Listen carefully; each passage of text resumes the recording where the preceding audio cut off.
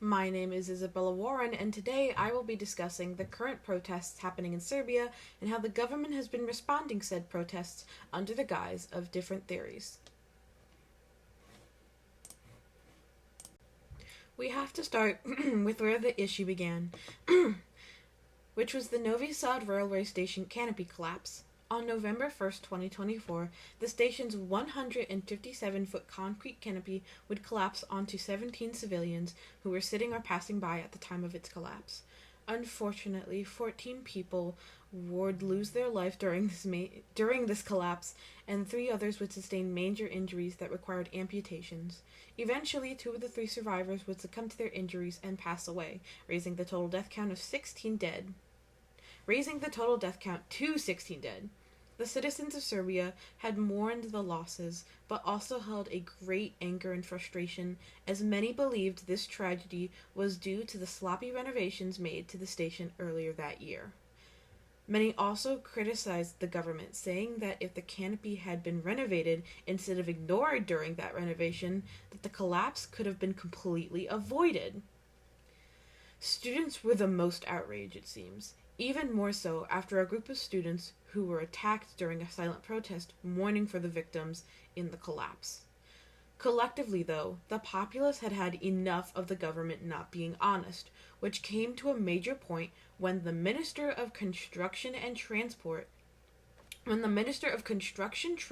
Infrastructure tried to say the government was in no way responsible for the collapse, after he announced his resignation of his position.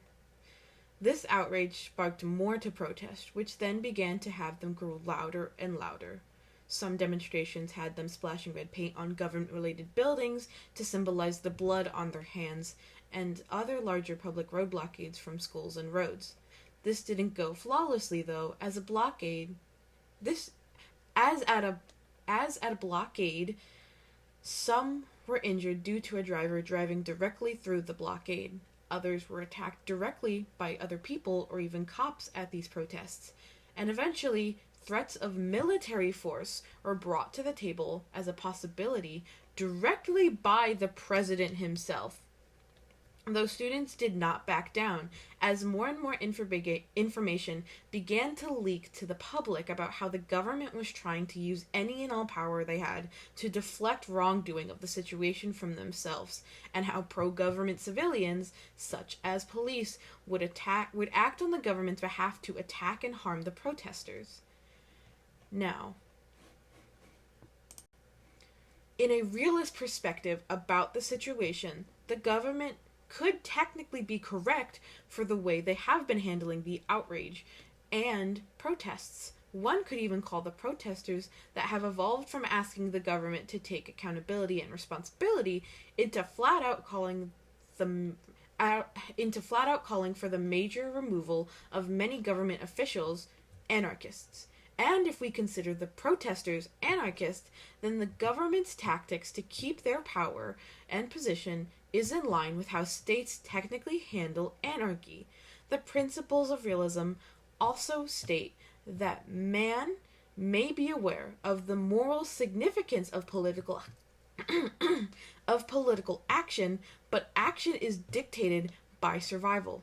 And if the protesters begin to call for power to be stripped of these government officials, it makes sense they want to use their power to keep control and threaten political actions such as military force to quiet down the crowd calling for their removal. As to survive in their current position, they must control those demanding removal, and if that means resorting to military force to quell them, then that's what they may do. Now, in a liberist perspective, one could argue that there is no need for the government to call to such action. Protesters were not causing any major damage or harm to any official, unofficial building or person, and overall, all of the actions taken by protesters culminated in disturbances in daily life, but it would not disrupt or harm any major factor of life in the long term. In fact, if the government had listened to the protesters initially, who were asking for transparency and official documents regarding the collapse, the quote, need for the protesters for the quote need for their power to be used would have been unnecessary. The protesters were willing to peacefully act, but that changed when the press got out that pro-government civilians, such as police force, were being sent to harass silent protesters, as some were even outed as larger threats, like the cops. The issue ultimately began to turn away from the liberist view when the government turned a more realist route, a route of self-preservation rather than a route of unification. A constructivist lens on the situation may say that the way the government has been responding is understandable. Many of the remarks made by officials about the protest are their worries are that the protesters only grew this loud due to outside values from the West leaking into the state, and that the protesters are being used to cause the collapse of Serbia. Constructivism could argue that due to the nature of who's in charge and their experiences, that their worries aren't coming from a place of malice or authoritarianism, but of a place of genuine worry for their citizens and place, due to their own past, the state's history, or some of the values the government collectively holds. Under a Marxist lens, though, we head back towards the view of a corrupt government. The military, private, and non-private ways the government has been, quote, defending themselves can definitely be called into question due to the large difference in resources a government will have over the average citizen. Marxism deals with how the rich and powerful will oppress and exploit the poor, and in this situation, a Marxist can argue that the government is in the wrong and those who are called to be removed should be removed.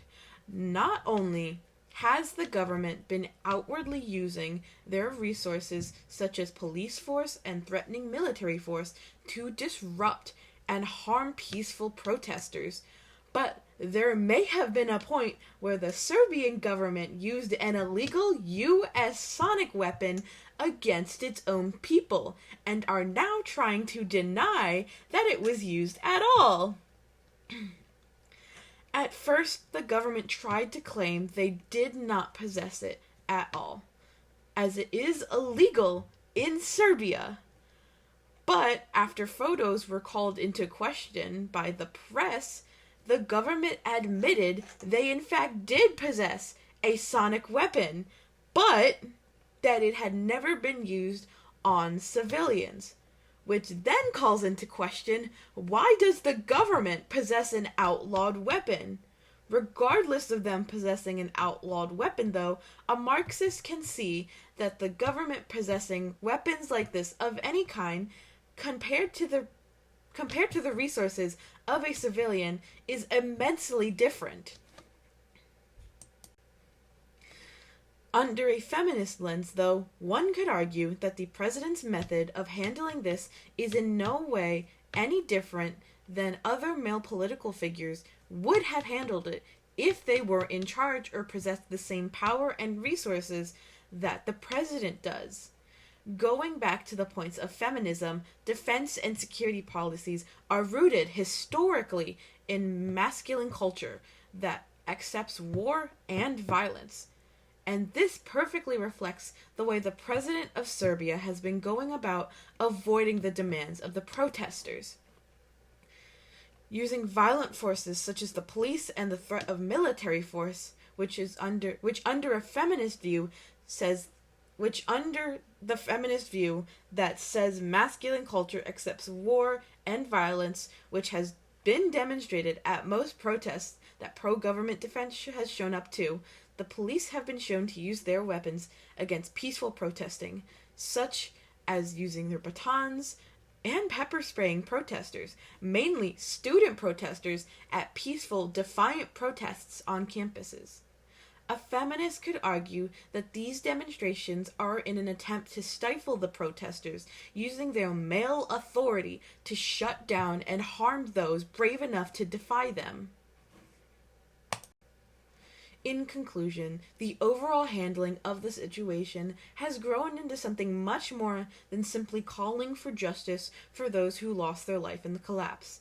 It is now a call to action for the citizens of Serbia to fight for their freedoms against a government who's willing to harm and threaten their own citizens with police brutality and military force, simply to keep their corrupt seat of power rather than accept their actions and negligence ultimately led to the unnecessary death of 16 citizens and the injury and amputation of another citizen. And more people should be paying attention to the students and citizens fighting for the chance in their country, as the corrupt power is not unfamiliar to our situation.